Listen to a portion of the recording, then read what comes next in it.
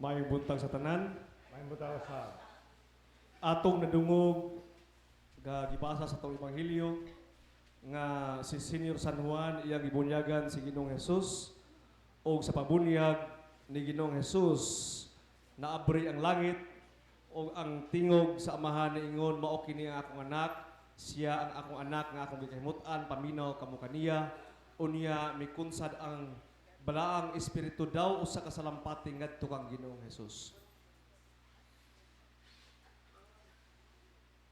Niingon diya sa bagong kasabutan nga si Juan mabunyag kaninyo sa tubig apan ang anak sa tao mabunyag kaninyo sa kalayo. Atong hisgutan karon ang speaking in tongues. Ato pong hisgutan gamay ang prophecy through speaking in tongues with interpretation and the prophecy with our own dialect. But I will be focus lang ko karon sa speaking in tongues, which is the first stage. Kaya before ka magka-prophecy sa speaking in tongues through prophecy, kinahanglan makabalo ka sa basic, which is the speaking in tongues.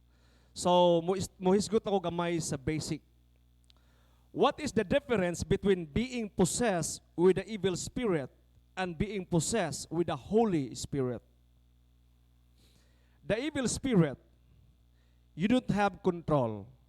Kung ang usa ka tawo i-possess siya sa demonyo or sa daotang espiritu, dili niya makontrol ang iyang lawas. Na siya sa state of trance and you are not aware what transpired. The result of being possessed of the evil spirit are division, deception, and death.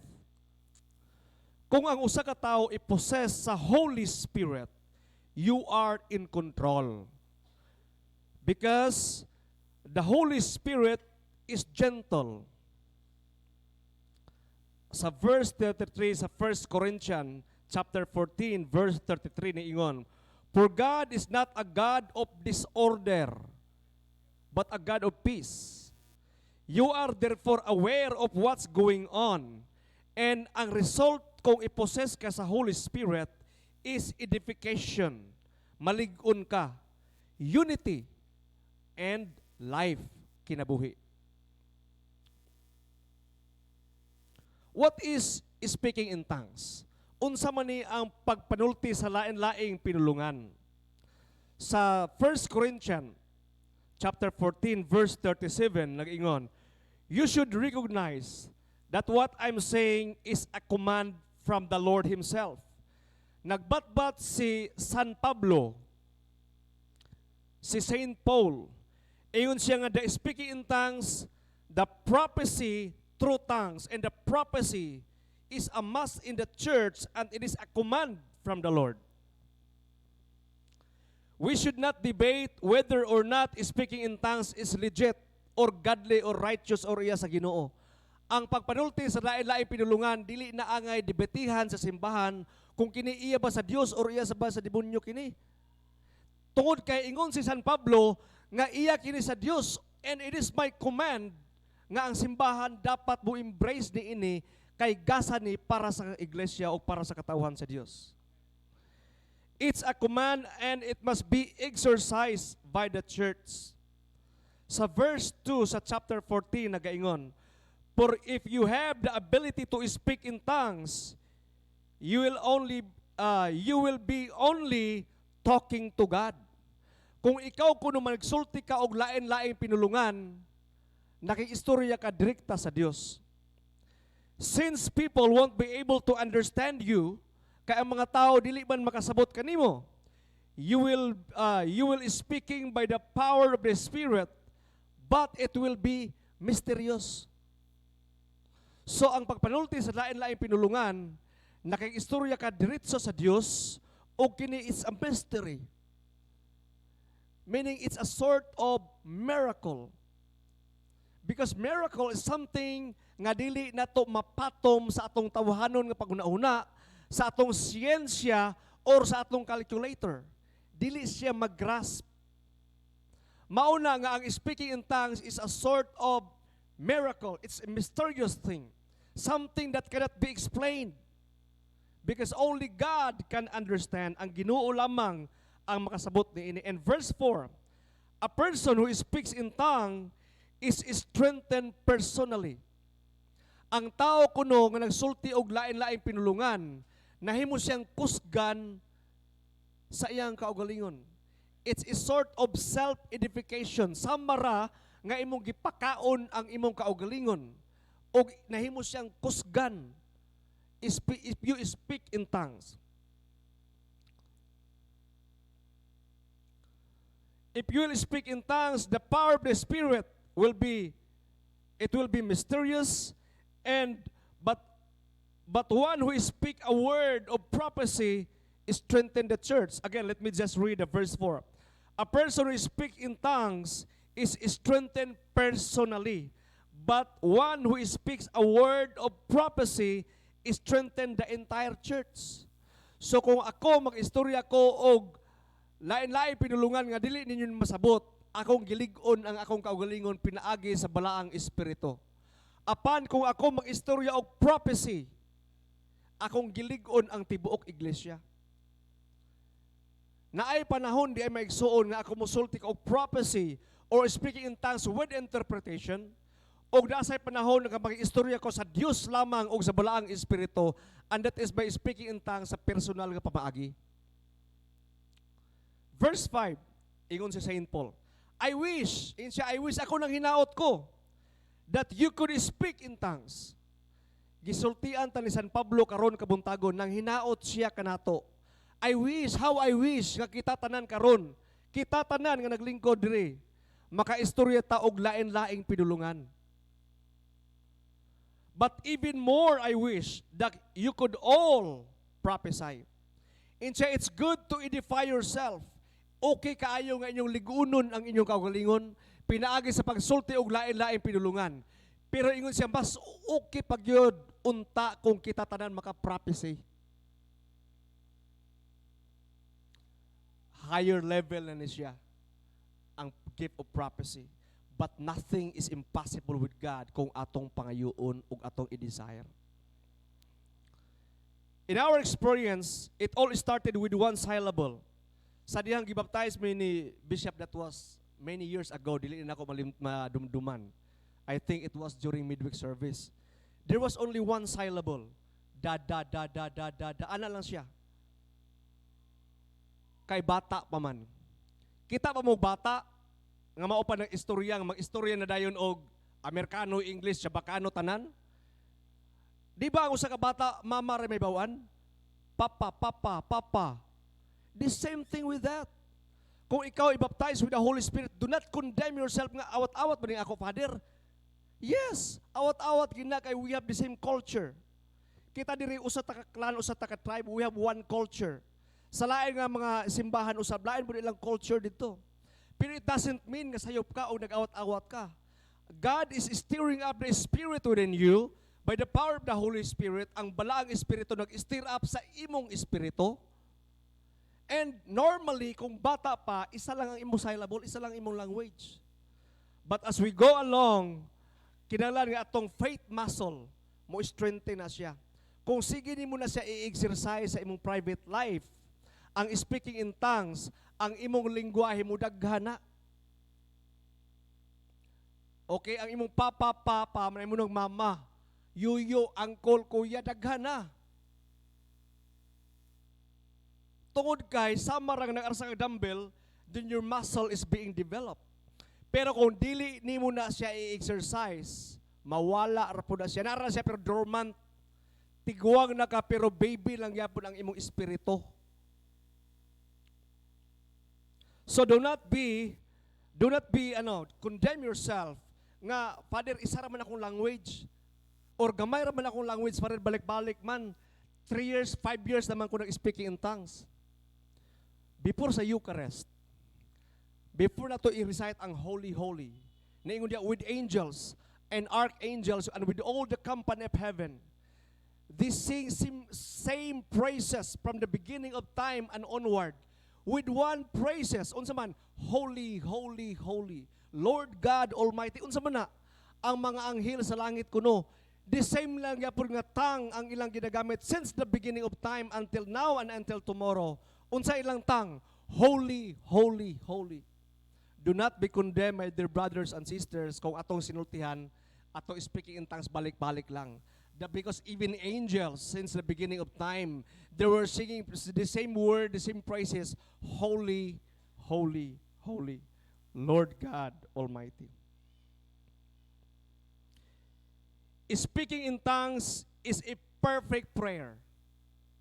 Kung magsulti taglaing pinulungan, nag-istorya ta sa perfect prayer, our body talks, kini atong lawas, physical body, kanin mahikap. Mo istorya ni atong lawas. And our emotion or our souls, naapoy language. Maubitaw uban nga ang vibration or the law of attraction is the language of your soul. Kung ikaw magulanon ka, sige ka lang kaguol, gina-attract nimo ang kaguol. Then ang mga tao po nagpalibutin mo, naguol po sila. Pero kung ikaw mukatawa ka, ang nagpalibot nimo mukatawa po. Okay? It's a transference of energy. That's the communication of your soul and your emotion. But the Spirit, ang Espiritu has also the language. Spirit talk, our spirit, maki-istorya po siya. So ang lawas ba istorya? Na language. Ang atong soul at our emotion na language. And the spirit of human being na po language. And the good thing is our spirit pray a perfect prayer. Then the devil cannot understand. Once we begin to open our mouth and speak in tongues, the devil cannot understand and the devil will be in panic. Kulbaan sila, panington sila, manglimbaut ilang balaybo. Because if the Holy Spirit is in you, the evil spirit cannot dwell in you. Importante gid maigsuon kung gusto nato nga dili ta sinamukon sa daotang espiritu, atong ipasalud ang balaang espiritu sa atong kinabuhi. Verse 5 ingon sa Saint Paul, I wish that you could speak in tongues. I wish. Because through speaking in tongues, you say a perfect prayer. You edify yourself. Og mauna siya ang gisulti ni San Pablo. It is a command to the church that you have to embrace and exercise these gifts of the Spirit in the church. And the second part is akong ihatag ni Father Rex.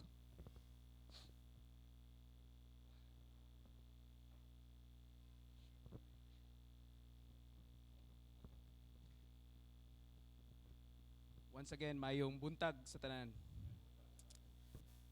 Father Azul was talking about the gift of speaking in tongues. But actually, naay siyam ka gasa gikan sa balang espiritu. But I will focus on the gift of prophecy, the gift of faith, healing, and discerning of spirits. The gift of prophecy is a gift, one of the greatest gifts out of the 9. The reason I say this is because Saint Paul in 1 Corinthians chapter 14 verse 1 purposely singles out this gift when telling you to seek after the spiritual gifts. Ningon siya, but you should also desire the special abilities the Spirit gives, especially the ability to prophesy. So kining gift of prophecy from the Holy Spirit, usa kini sa mga gasa nga talagsaon kaayo. Pero pag once na-receive po nimo ni nga gasa, sige ingon ni Father Azul, you edify the church, imong gilig-on ang iglesia. The gift of prophecy is when you get a direct word from the Lord to usually give to someone else. Usa kini ka gasa wherein makadawat ka og mensahe gikan mismo sa Ginoo aron imong ipaambit sa uban. And when I say a direct word, I mean the message from the Lord will be given to you literally word for word. The Bible tells us that God uses the gift of prophecy to speak edification, exhortation, and comfort to other people. So kini nga gasa dapat maghatag kini og kalig-on, pagpaambit og comfort sa uban. And timan-an nato kanunay nga all prophecy always needs to be in tune and in line with the scripture. Nga kinahanglan atong dumduman nga ang tanan nga mga prophecy dili ni siya mo go against sa pulong sa Ginoo. God will never go against His word when delivering a prophetic word to someone. Dili ni mahimong sukwahi kung unsay gisulti sa pulong sa Ginoo. And also, all prophecy needs to be properly tested. As the Bible tells us that there will be false prophets walking among us. Daghan na kay karon nga mga propeta nga mga mini, mga false prophets nga nanggawas, nga nag-ingon sila nga kini nga pulong gikan ni sa Ginoo, kini pagmata nako gipaambit ko sa Ginoo, mao ni nga pulong, mao ni nga mensahe. Ug ato nang bantayan. Mao na nga kung duna kanato ang makadawat og ingana nga gasa, kinahanglan nga it should be tested o kinahanglan nga madunggan gid na sa mga lidere sa simbahan to be properly affirmed. Aron dili mo magkayagaw. Di na lang ko mag-mention pero I already heard, some prophet kunuhay nga gikan lagi kuno nga sa nga pulong sa Ginoo, but ang nahitabo murag di naman mao kay gipang atake naman yun ang mga leader sa simbahan. Imbis nga makalig-on sa simbahan, kinsa may ganahan na yun maminaw nga gipang atake naman ang mga leader sa simbahan. Unya ang pinaka-weird pagid ato is every time kuno nga makadawat sa prophecy gikan sa Ginoo, mura kuno siya og makumbulsyon. Dili man na ingana. Mura kuno magkirig-kirig kuno ang sa batoa nga pagka-define. And I don't believe nga ingana ang mahitabo nga mura ka sa gipatol. Unya paghuman mo maulian ka nga, this is what the Lord God says. Ana dayon. Dili na. Mao na nga bantayunon kay ni nga gift. It is one of the greatest gifts. But then again, bantayunon kaayo. Kay basin unya og dili matuman ang imong giingon, balikan gid ka. Balikan ka sa mga tao, di ba? Og ang ikaduha nako nga i-emphasize the gift of faith. The Bible tells us that we all have a certain measure of faith nga gihatag sa Ginoo kanato. Kitang tanan aduna kitay sukod sa pagtuo nga gihatag sa Ginoo kanato. For the Bible says that we are saved by faith through grace. But however, there will be times that our own level of faith or measure of faith in the Lord will not be enough to get the job done with what He may be asking us to do for Him. But usahay, bisan og natay pagtuo, pero naay mga sitwasyon wherein nagkinahanglan pagyud nga i-push ang atong pagtuo nga naa kanato. And sometimes God may ask you to do something that will be out of your comfort zone. Ug usahay na mga butang nga ipabuhat ang Ginoo sa ato nga gawas sa imong comfort zone. Gawas ka sa mga butang nga komportable ka.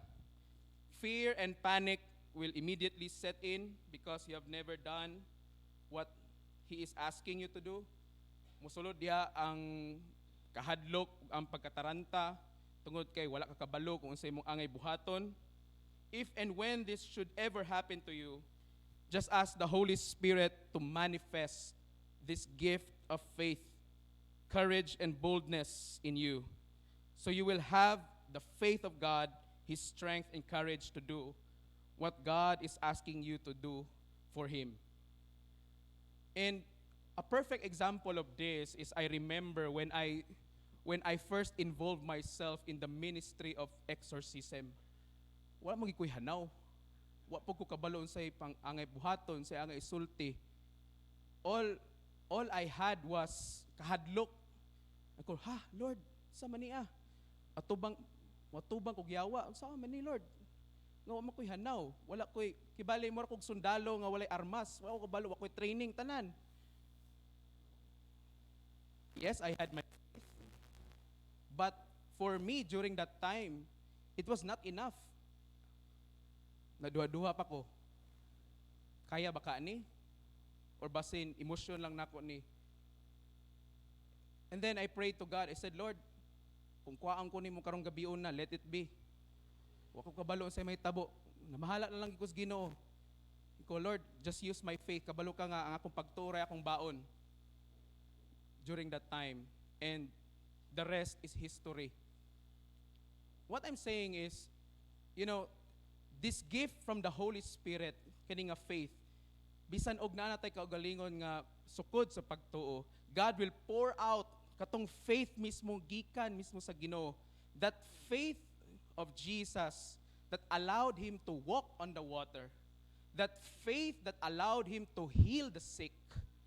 That faith that allowed him to cast out all demons. That's the gift from the Holy Spirit through this faith. And God can give that to us. Mahatag na sa Ginoo sa atua. Ikatulo, the gift of healing. The Holy Spirit can manifest this special gift through any believer. So He can then heal someone of any kind of disease, illness, or sickness. As such, this is another gift that you will definitely want to try and stir up with the Lord. Because there are just so many people who need some kind of healing due to the fact that we still have to deal with all kinds of diseases. Kining gasa pod sa pag-ayo sa mga sakit through the Holy Spirit. Usa sab kini ka importante nga gasa.